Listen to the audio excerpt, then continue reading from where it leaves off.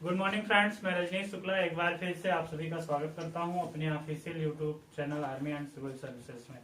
दोस्तों, आज का जो हमारा वीडियो होने वाला है वो हिंदी के ऊपर होने वाला है और हिंदी का बहुत ही इम्पोर्टेंट टॉपिक हम आज काव्य को देखने वाले हैं।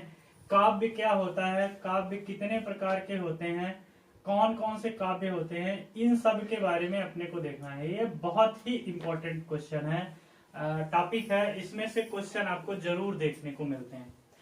काव्य का यहाँ पास सीधा मतलब कविता से होता है। काव्य का सीधा मतलब किससे होता है? कविता से होता है। ऐसी कविता, ध्यान से समझिएगा, हिंदी में परिभाषा बहुत इंपॉर्टेंट होती है, ये ध्यान रखिएगा। हिंदी ऐसा है कि हूबहू डेफिनेशन पूछ ली जाती है। तो काव्य में कविता का मतलब है कि ऐसा कोई कविता, ऐसी पदबद्ध या गद्यबद्ध कविता जिसको पढ़ने से हृदय में आवेग उत्पन्न हो जाए, हृदय रूपी मन में मधु घुल जाए, एक चरम आनंद की परिसीमा हो जाए, चरम आनंद की अनुभूति हो जाए, उसे हम कहते हैं काव्य कहते हैं। काव्य में रस होता है। जगन्नाथ जी ने इसको लिखते हुए कहा था कि रसात्मकम वाक्यम इति काव्यम, अर्थात रसयुक्त जो वाक्य है, जिन साहित्य को, जिन वाक्यों को पढ़ने से हृदय रूपी मन में रस घुल जाए, मधु घुल जाए, मीन्स आनंद की अनुभूति हो जाए, उसे हम क्या कहते हैं? काव्य कहते हैं। दोस्तों, काव्य की एक और डेफिनेशन होती है। काव्य में रमणीयता आती है, ठहराव आता है। ठहराव का यहाँ पास मतलब उस आनंद से है जहां पे हमारा मन, मस्तिष्क, दिमाग, आत्मा एक ठहराव प्राप्त करती है, उसे हम काव्य कहते हैं। रमणीयर्थ प्रतिपादक शब्दम इति काव्यम, ये एक काव्य की दूसरी परिभाषा है जो आपने 11th-12th में बहुत पढ़ा होगा। तो ये काव्य की परिभाषा है।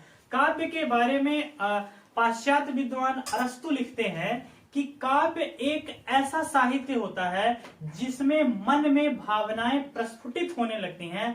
मतलब सामान्य भाषा में कहें कि भावनाओं का जो है प्रादुर्भाव हो जाता है, भावनाएं उत्पन्न होने लगती हैं, उन्हें हम क्या कहते हैं? काव्य कहते हैं। ये अरस्तु ने कहा था।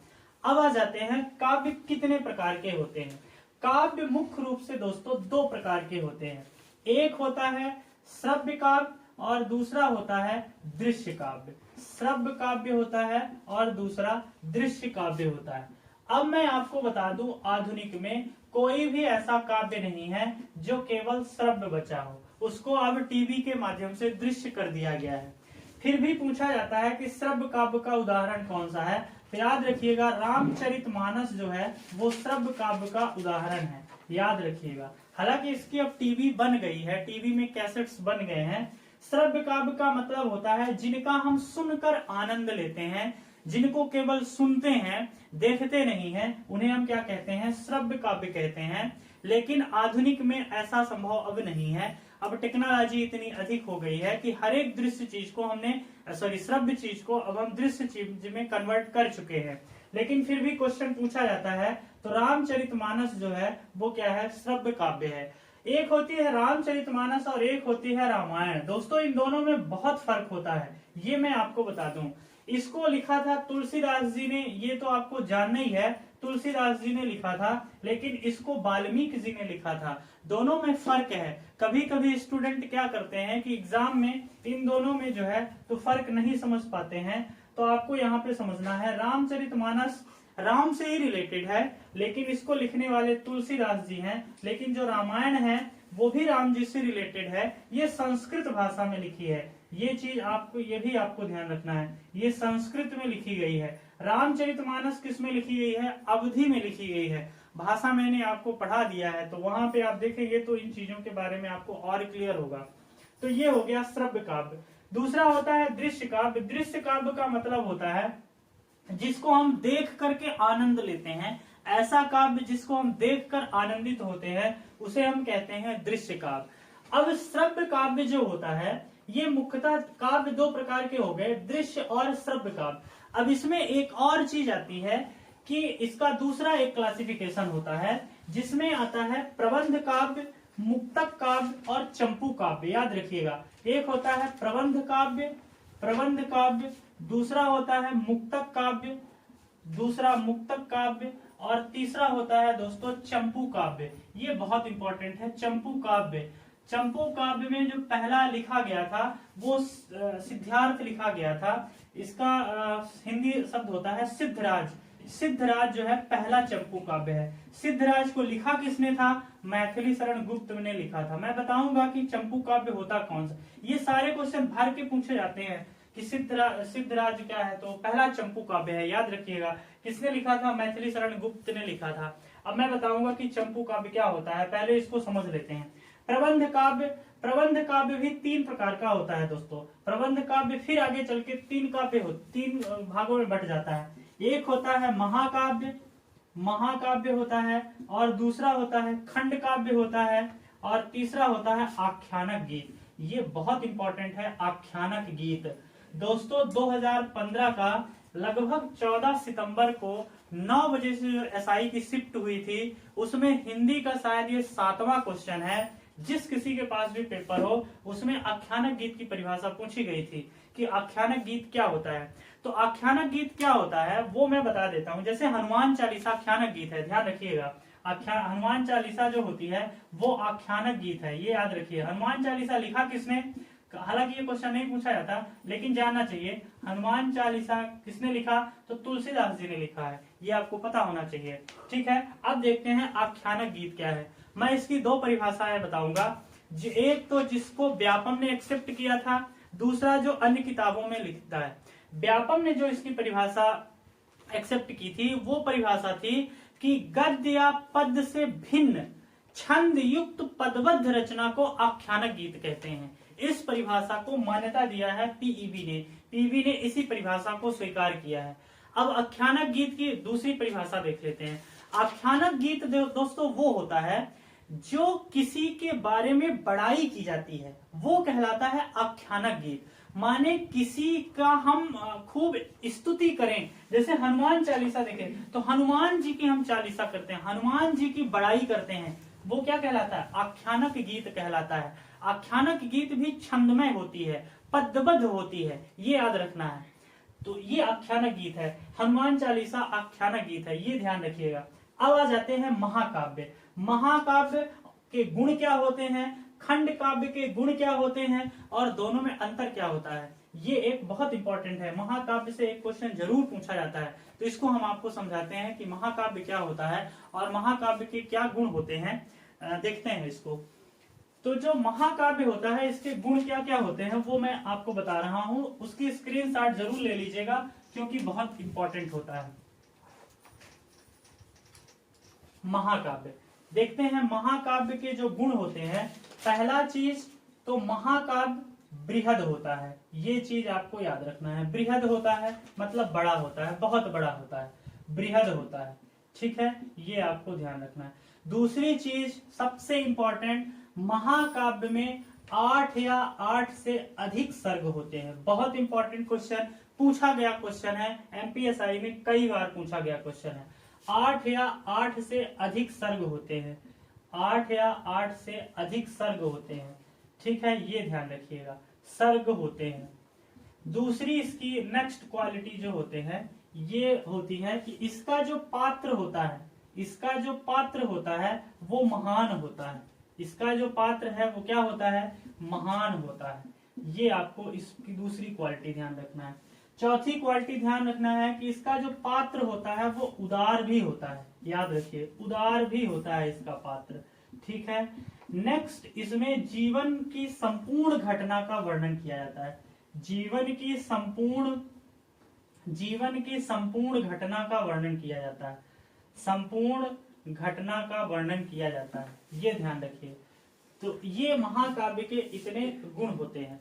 महाकाव्य में और देखें अगर, महाकाव्य में सारे रस होते हैं, सारे रस जो है वो महाकाव्य में होते हैं। मुख्य रूप से कौन कौन से होते हैं? मुख्य रूप से श्रृंगार रस जरूर होता है दोस्तों, क्योंकि रसराज कहलाता है। श्रृंगार रस को क्या कहा जाता है? रसों का राजा कहा जाता है, रसराज है ये।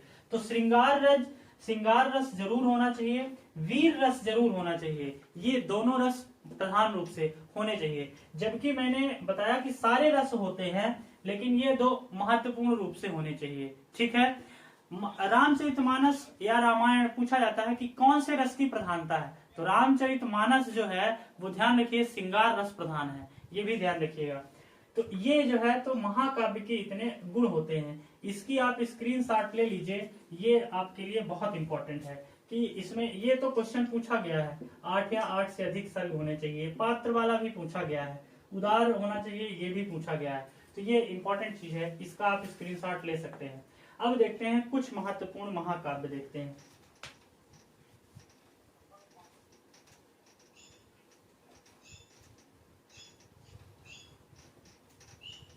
इसमें कुछ महत्वपूर्ण काव्य देखते हैं, जैसे इसमें पूछा जाता है कि साकेत महाकाव्य जो है ये किसके द्वारा लिखा गया है। साकेत महाकाव्य जो है वो मैथिली शरण गुप्त ने लिखा है दोस्तों, इसको आपको याद रखना है। ठीक है, अब देखते हैं इसमें दूसरा जो महाकाव्य आता है वो कामायनी आती है, बहुत पूछी जाती है, कामायनी आती है।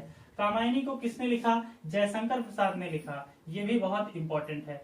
फिर इसमें पद्मावत, ये पहला महाकाव्य कहा जाता है, ये पहला महाकाव्य कहलाता है, ये बहुत इंपॉर्टेंट है। पद्मावत को किसने लिखा, तो मलिक मोहम्मद जायसी ने लिखा था, ये भी आपको याद रखना है।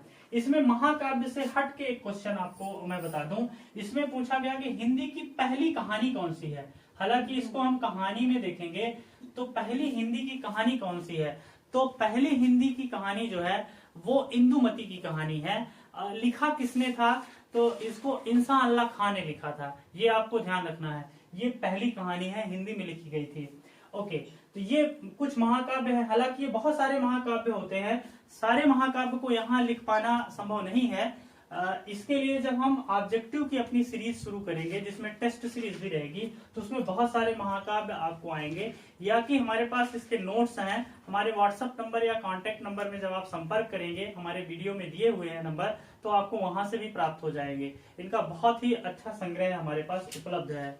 तो सारे महाकाव्य हम नहीं लिख सकते, यहाँ पास बहुत सारे महाकाव्य है, तो इसको आप बस मैं इंपॉर्टेंट बता सकता हूँ, बाकी बता पाना यहाँ पास पॉसिबल नहीं है। दोस्तों अब आते हैं अपने खंड काव्य की तरफ आते हैं।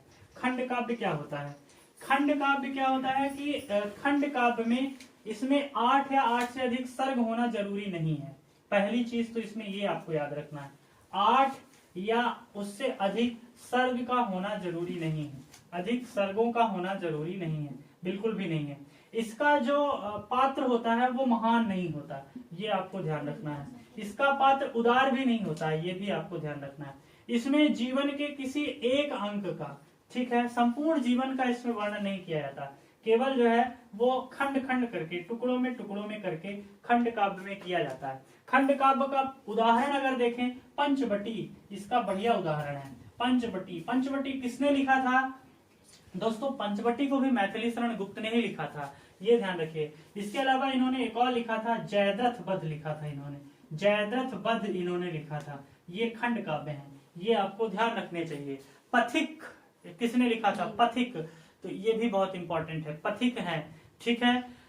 इसके अलावा बहुत सारे, तोड़ती पत्थर है, बहुत सारे हैं, तो इनको सब कुछ बता पाना संभव नहीं है। मैंने बताया कि जब टेस्ट सीरीज चालू होगी, या कि जो स्टूडेंट्स इसके लिए एस्पिरेंट हैं, या कि इसके लिए जिनके पास इच्छा है, प्रबल इच्छा, वो हमारे दिए हुए वीडियो में कांटेक्ट नंबर पे जब कॉल करेंगे तो उनको रिटर्न नोट्स मिल जाएंगे, तो ये सारी चीजें आपको उस समय पढ़ने के लिए मिलेगा।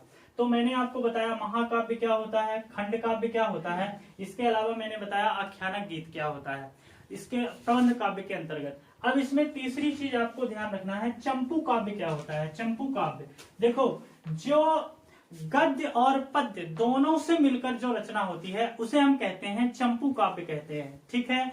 चंपू काव्य में जो पहला रचना की गई तो सिद्धराज की गई थी, सिद्धराज को भी मैथिली शरण गुप्त ने किया था, ये आपको ध्यान रखना है। पूछा जाता है कि चंपू काव्य क्या होता है, तो चंपू काव्य जो गद्य से भी हो, पद्य से भी हो, मिक्स जो रचनाएं होती हैं उन्हें हम क्या कहते हैं, चंपू काव्य कहते हैं। इस चीज को आपको ध्यान रखना है। दोस्तों अगर आज का वीडियो लेक्चर अच्छा लगा हो तो लाइक और सब्सक्राइब जरूर करिए, और आपने टाइम निकाला वीडियो देखने के लिए, इसके लिए आपको धन्यवाद। मिलते हैं नेक्स्ट वीडियो पे।